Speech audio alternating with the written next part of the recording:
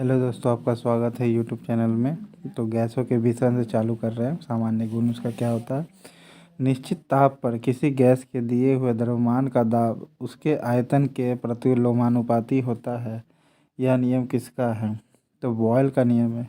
निश्चित टेम्परेचर एक रहेगा तो किसी गैस के दिए हुए मास का प्रेशर यानी द्रव्यमान का जो दाब होगा, द्रव्यमान का दाब उसके आयतन के लोमानुपाती होती है।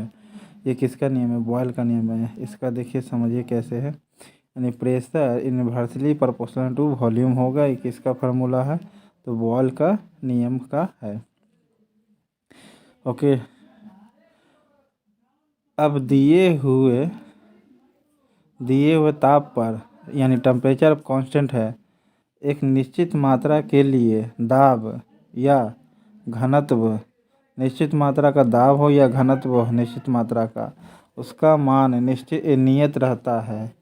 यह निष्कर्ष किस नियम से निकलता है? तो चार्ल्स के नियम से निकलता है या बॉयल के नियम से निकलता है? तो बॉयल के नियम से ही निकलता है। दिए हुए ताप पर गैस की निश्चित मात्रा के लिए प्रेशर, गैस की निश्चित मात्रा के लिए प्रेशर या डेंसिटी का मान नियत रहेगा यानी कांस्टेंट रहेगा। यह किसने बताया था? बॉयल के नियम से बताया था।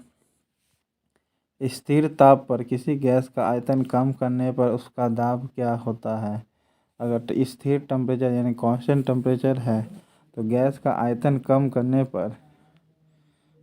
पर प्रेशर क्या होती है? तो बढ़ जाती है। प्रेशर क्या होगी? गैस का आयतन कम करेंगे तो उसका प्रेशर क्या होगी? बढ़ जाएगी। गैस का आयतन कम करेंगे तो क्या होगा?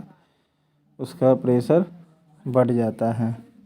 स्थिर दाब पर गैस का आयतन परम ताप के समानुपात होता है। यह क्या कहलाता है? तो चार्ल्स का नियम कहलाता है। स्थिर दाब पर यानी अगर प्रेशर कांस्टेंट है, मान ली प्रेशर अगर कांस्टेंट है तो गैस का आयतन यानी वॉल्यूम का समानुपाती होती है क्या? गैस का आयतन परम ताप के समानुपाती होती है। परम ताप के समानुपाती होती है। किसने कहा था? ये चार्ल्स का नियम कहा था। स्थिर दाब पर गैस का आयतन परम ताप के समानुपाती होता है। स्थिर दाब पर चार्ल्स का नियम कहलाया। सामान्य ताप और दाब पर गैसों के समान आयतनों में अणुओं की संख्या समान होती है। यह एवोगाद्रो की परिकल्पना है। सामान्य ताप पर और प्रेशर पर गैसों के जो आयतन में अणु है उसकी संख्या समान रहेगी। ओके, तो ये एवोगाद्रो का परिकल्पना है। ओके, स्थिर ताप पर यानी टेम्परेचर कांस्टेंट रखते हैं तो किसी गैस का दाब 3 गुना कर देने पर उसका आयतन कितना हो जाएगा? उसका आयतन कितना गुना हो जाएगा? तो 1/3 हो जाएगा। कितना हो जाएगा? 1/3 हो जाएगी। फिर से, स्थिर ताप पर किसी गैस का दाब 3 गुना करने पर प्रेशर अगर गैस का 3 गुना कर देते हैं तो आयतन क्या हो गया? 1/3 हो जाएगी। एनटीपी पर नेक्स्ट क्वेश्चन है। एनटीपी पर 22 ग्राम कार्बन डाइऑक्साइड का आयतन कितना होगा? 22.4 लीटर होगा। ओके, एनटीपी पर 22 ग्राम कार्बन डाइऑक्साइड का आयतन कितना होगा? 22.4 लीटर होगा। गैसों के विसरण का नियम किसने प्रतिपादित किया था? गैस जो विसरण होता है किसने बताया था? ग्राहम ने बताया था। गैसों के विसरण नियम ग्राहम ने बताया था। ओके, एक गैस के विसरण की दर क्या होती है? एक गैस के विसरण की दर क्या होगी? अनुभाग के वर्गमूल के व्युत्क्रमानुपाती होगी यानी उल्टा होगा। अनुभाग के वर्गमूल के व्युत्क्रमानुपाती होगी। ओके, निश्चित ताप और दाब पर विभिन्न गैसों के विसरण के अपेक्षित घनत्व के वर्गमूल के विपरीत अनुपात में होते हैं। यह नियम क्या है? तो ये नियम कहलाएंगे आपका ग्राहम का नियम। क्या कहता है? निश्चित ताप और दाब पर टेम्परेचर और प्रेशर दोनों कांस्टेंट रखते हैं। विभिन्न गैसों के फैलने का अपेक्षित घनत्व के वर्गमूल के विपरीत अनुपात में होते हैं। यह नियम ग्राहम का नियम होता है। घनत्व के वर्गमूल के विपरीत अनुपात में होते हैं। विपरीत अनुपात में हमें घनत्व के वर्गमूल के विपरीत अनुपात में ग्राहम ने बताया था फैलने का। ओके,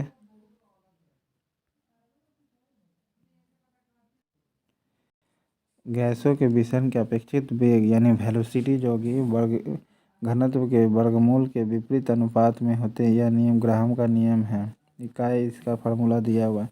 गैसों के विसरण की दर और उसके घनत्व में कौन सा सही विद्यमान करता है। देखिए, इसका सही आंसर होगा R1/R2 बराबर D2/D1 का अंडर रूट। बताया था निश्चित ताप और प्रेशर अगर बना देते तो गैसों को फैलने का अपेक्षित वेग जो होगा घनत्व का वर्गमूल डेंसिटी का वर्गमूल कर दिया है। उसके विपरीत अनुपात में देखिए, है ना, R का D2 कर दिया, R का R1/R2 बराबर D2/D1 का अंडर रूट होल। ये आपका ग्राहम लॉ हो गया। वायु में हल्की गैस कौन है। तो वायु में अगर इस चारों में देखा जाए तो सबसे हल्की गैस हो जाएगी आपका अमोनिया।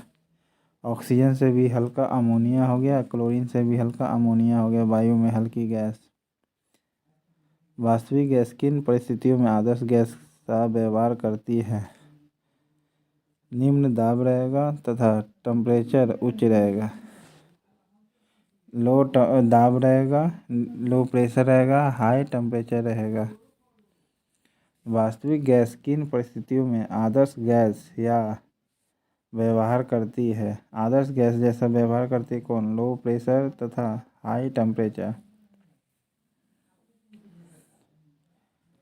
किसी कमरे के एक कोने में इत्र की खुली शीशी रख देने से उसकी खुशबू कमरे के सभी भागों में फैल जाती है। ऐसा किस कारण से होता है। विसरण के कारण से होता है, जो ग्राहम ने दिया था।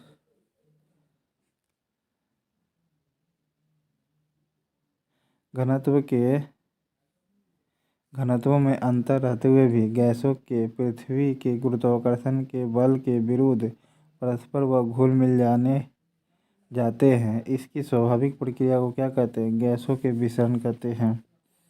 क्या कहते हैं। गैसों के विसरण। ओके, एक गैस का वाष्प घनत्व 14 है, उसका अनुभार कितना होगा।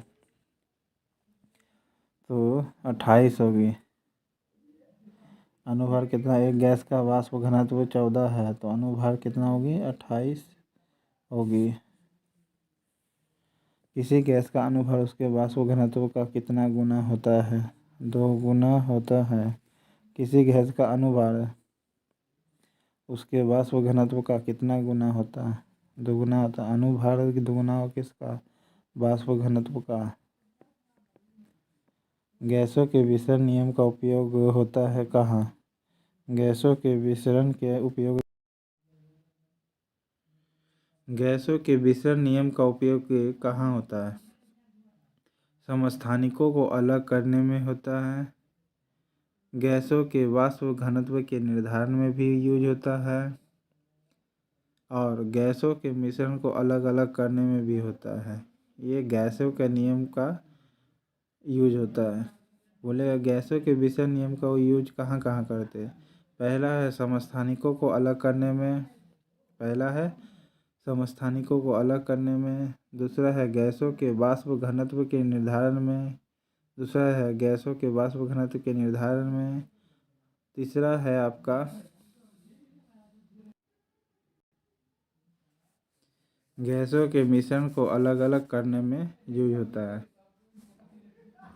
ओके, गैसों के मिश्रण को भी यूज करते हैं, अलग करने के विसरण के नियम में भी प्रयोग करते हैं। कार्बन डाइऑक्साइड के विसरण की गति हवा की अपेक्षा कम होती है क्योंकि यह हवा से क्या होती है। ये भारी होती है। कार्बन डाइऑक्साइड के विषण की गति हवा की अपेक्षा कम होती है, यानी कार्बन डाइऑक्साइड कम फैलेगा। क्यों? क्योंकि यह भारी होती है हवा से। गैसों के विषण हेतु आवश्यक शर्त है कि उनके बीच रासायनिक प्रतिक्रिया क्या है? रासायनिक प्रतिक्रिया आपका संभव ना हो। गैसों के विषण हेतु आवश्यक शर्त यह है कि उनके बीच केमिकल रिएक्शन नहीं होना चाहिए, तभी वह फैलेगा। अगर केमिकल रिएक्शन हो तो कि नहीं फैलेगी वो गैस। ओके।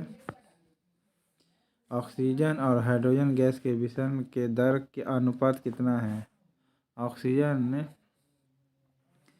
और हाइड्रोजन के विषण करने का दर का अनुपात कितनी है? तो 1/1 है। ऑक्सीजन और हाइड्रोजन फैलेगा 1/1 के रेशियो में, ऑक्सीजन और हाइड्रोजन। ताप और दबाव की समान अवस्थाओं में विभिन्न गैसों के समान आयतन में किसकी संख्या समान होती है? तो किसकी होगी? अणु की होगी। ताप और दबाव की समान अवस्था है। ओके, दोनों एक समान अवस्था में है। विभिन्न गैसों के समान आयतन में किसकी संख्या समान होगी? विभिन्न प्रकार का गैस है, उसका आयतन में किसकी संख्या समान होगी? तो अणु की होगी। गैसीय समीकरण क्या है? PV बराबर nRT में R क्या सूचित करता है? एक मोल गैस अनुसूचित करेगा। ओके, एक मोल गैस क्या होगा? अनुसूचित करेगा। PV बराबर nRT में R सूचित करता है गैसीय समीकरण में। कौन सा नियम गैसों से संबंधित नहीं है? देखिए, गैसों से संबंधित आपका है बॉयल का भी नियम, चार्ल्स का भी नियम, ओके, और गे-लुसाक का नियम भी। गे-लुसाक नियम, ये सब गैसों से संबंधित है। बॉयल नियम गैस से संबंधित है, चार्ल्स भी नियम गैस से संबंधित है, गे-लुसाक भी गैस से संबंधित है। ओके। किसी गैस को दबाने यानी कंप्रेशन करने पर क्या होती है? किसी भी गैस को अगर हम दबाएंगे तो वो क्या होगी? दाब तथा ताप दोनों बढ़ते हैं। किसी गैस को दबाएंगे तो दाब के साथ साथ टेम्परेचर दोनों बढ़ते हैं। आदर्श गैस की ऊर्जा निर्भर किस पर करेगी? आदर्श गैस की ऊर्जा निर्भर करेगी आपका मोल की संख्या पर। आदर्श गैस की ऊर्जा निर्भर करती है किस पर? मोल की संख्या पर।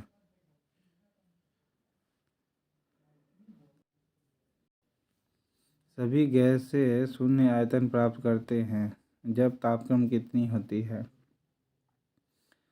जब देखिए 27 का C होगी, ठीक है, -273 डिग्री होगी तो सभी गैसें शून्य आयतन प्राप्त कर लेता है। ओके, सभी गैसें कब उसका आयतन शून्य होगा? तो -273 डिग्री पर। परम ताप का मान कितना होता है? 273 डिग्री सेल्सियस पर सभी गैसें शून्य आयतन प्राप्त कर लेगा। परम ताप का मान कितनी होती है? परम ताप का मान होती है -273 डिग्री सेल्सियस। परम ताप का मान कितनी होती है? -273 डिग्री सेल्सियस। इसी -273 पर सभी गैसें शून्य आयतन प्राप्त कर लेगी। परम शून्य ताप क्या है, यानी एब्सोल्यूट जीरो टेम्परेचर क्या है? एब्सोल्यूट जीरो टेम्परेचर का मतलब सैद्धांतिक रूप से न्यूनतम संभव टेम्परेचर। सैद्धांतिक रूप से न्यूनतम संभव टेम्परेचर -273 डिग्री जिसे कहेंगे, ये एब्सोल्यूट जीरो टेम्परेचर कहलाएगी।